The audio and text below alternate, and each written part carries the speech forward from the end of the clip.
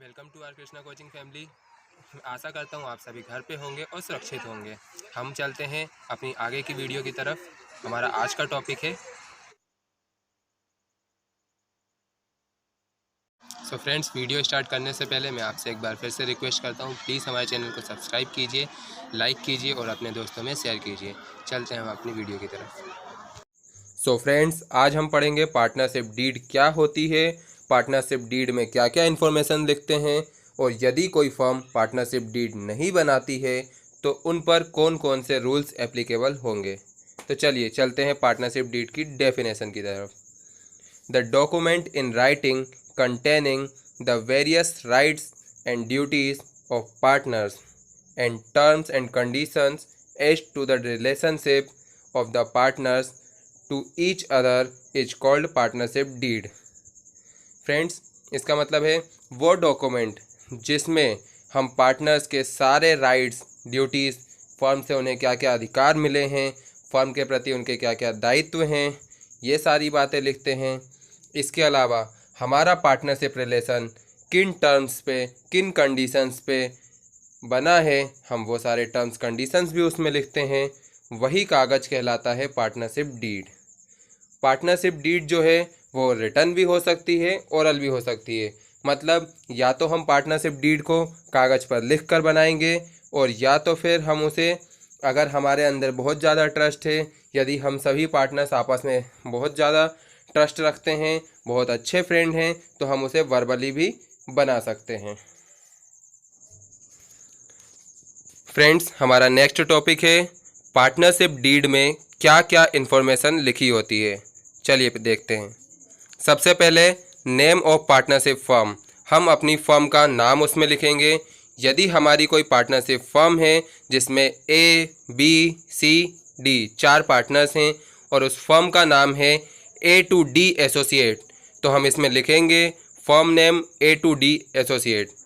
Then name of partners, name of partners में हम लिखेंगे अपने चारों पार्टनर का नाम A, B, C and D।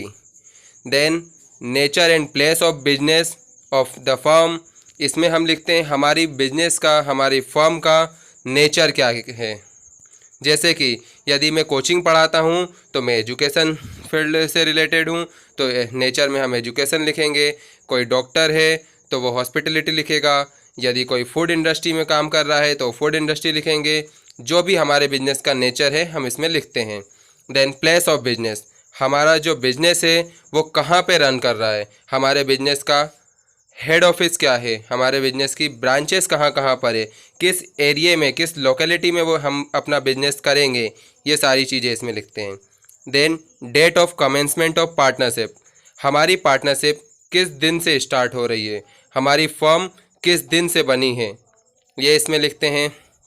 Next duration of partnership firm, duration of partnership firm का मतलब है दोस्तों, कई बार क्या होता है हम अपनी पार्टनरशिप कुछ लिमिटेड टाइम के लिए करते हैं। जैसे ये चारों ABCD ने मिलकर पार्टनरशिप करने से पहले डिसाइड किया था कि हम अपनी पार्टनरशिप 4 सालों के लिए करेंगे, तो ये 4 साल जो है ये इनकी पार्टनरशिप फर्म का ड्यूरेशन है।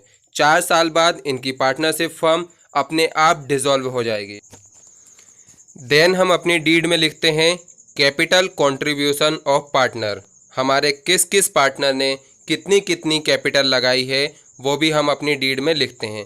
मैंने आपसे पार्टनरशिप की डेफिनेशन पढ़ाते वक्त बताया था कि ज़रूरी नहीं है कि सभी पार्टनर कैपिटल लगाएं और ये भी ज़रूरी नहीं है यदि जो पार्टनर कैपिटल लगा रहे हैं वो सभी बराबर बराबर कैपिटल लगाएं। Then profit sharing ratio of partner, friends हमने पढ़ा था प्रॉफिट शेयर करना ज़रूरी है, लेकिन किस रेशियो में शेयर करें ये कहीं पे डिफाइन नहीं है।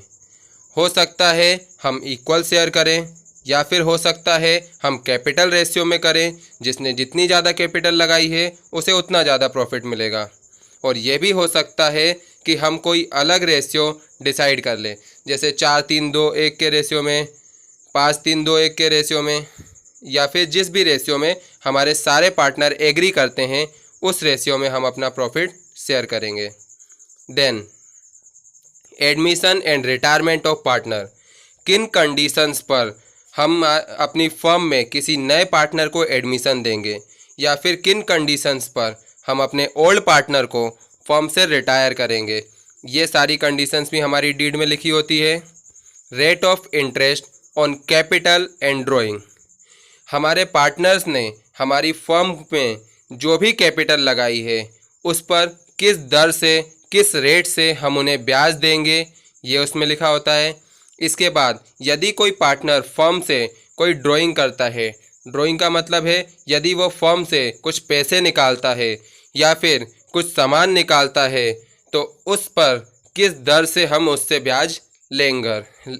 ध्यान रहे दोस्तों, इंटरेस्ट ऑन कैपिटल पार्टनर को दी जाती है और इंटरेस्ट ऑन ड्राइंग पार्टनर से ली जाती है। Then rate of interest on loans. Friends, कई बार हमें कुछ एक्स्ट्रा पैसे की ज़रूरत पड़ती है जो कि कैपिटल से अलग होती है, तो हम अपने पार्टनर्स से उसे लोन के रूप में ले लेते हैं। हमें लोन की ज़रूरत है, हम बाहर से लोन लेंगे, हमें ज़्यादा रेट ऑफ इंटरेस्ट देना पड़ेगा, इसीलिए हम अपने पार्टनर से ही लोन ले लेते हैं।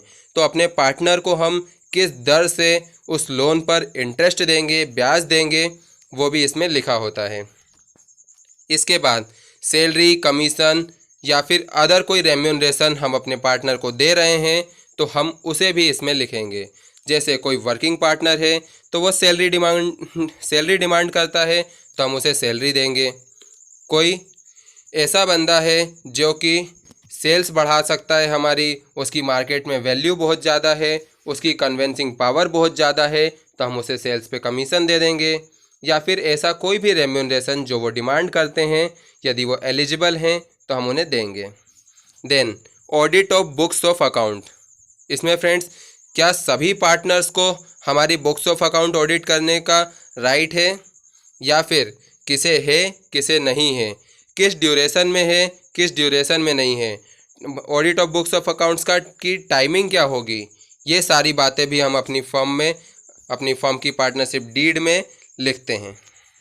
देन फ्रेंड्स, हम पढ़ेंगे rules applicable in the absence of partnership deed. यदि कोई फर्म पार्टनरशिप डीड नहीं बनाती है या फिर उन्होंने पार्टनरशिप डीड वर्बली बनाई है, ओरल बनाई है, और उसमें कोई डिस्प्यूट अराइज हो जाता है, तो कौन कौन से रूल्स उस फर्म पर एप्लीकेबल होते हैं, चलिए देखते हैं। सबसे पहले equal distribution of profit and loss, मतलब फर्म का जो भी प्रॉफिट है या फर्म का जो भी लॉस है उसे सभी पार्टनर्स आपस में इक्वल डिस्ट्रीब्यूट करेंगे।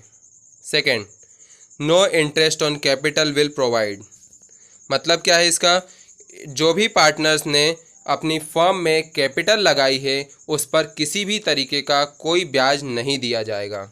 No interest on drawing will charge, मतलब जो पार्टनर हमारी फर्म से कुछ पैसे निकाल लेते हैं या ड्राइंग करते हैं, हम उस ड्राइंग पर, हम उस आहरण पर किसी भी तरीके का कोई इंटरेस्ट चार्ज नहीं करेंगे।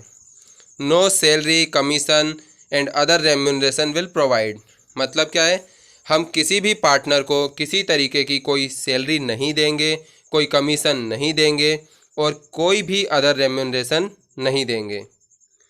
Rate of interest on partners loan is 6%। यदि हमें किसी कंडीशन में किसी पार्टनर से कोई लोन लेने की ज़रूरत पड़ती है और हम अपने पार्टनर से कोई लोन लेते हैं तो उस पर सिर्फ और सिर्फ 6% की दर से ब्याज दिया जाएगा। इस लाइन को याद रखिएगा, ये ऑब्जेक्टिव में भी आती है। Rate of interest on partners loan is 6%। Then assets of business is used only for business, इसका मतलब क्या है, बिजनेस की जो भी असेट्स हैं उसे हम सिर्फ और सिर्फ बिजनेस पर्पस से ही यूज़ करेंगे, इसके अलावा किसी भी और पर्पस से हम उसे यूज़ नहीं करेंगे। जैसे कि मेरे बिजनेस में, मेरे ऑफिस में कोई ऐसी चीज़ है जो कि यूज़ पड़ने पर, काम पड़ने पर मैं उसे अपने घर भी ले जाकर यूज़ कर लेता हूँ, तो ऐसा नहीं कर सकते। हम अपने बिजनेस की असेट्स को सिर्फ और सिर्फ बिजनेस के लिए ही यूज़ करेंगे। तो फ्रेंड्स, कैसी लगी आपको हमारी वीडियो, हमें कमेंट बॉक्स में बताइए। वीडियो अगर अच्छी लगी हो तो इसे लाइक कीजिए, ज़्यादा से ज़्यादा अपने दोस्तों में शेयर कीजिए। फ्रेंड्स, अगर आप मुझसे कोई डाउट पूछना चाहते हैं तो डिस्क्रिप्शन में मेरा नंबर है, आप मुझे व्हाट्सअप कर सकते हैं या फिर कमेंट बॉक्स में भी मुझसे पूछ सकते हैं। धन्यवाद।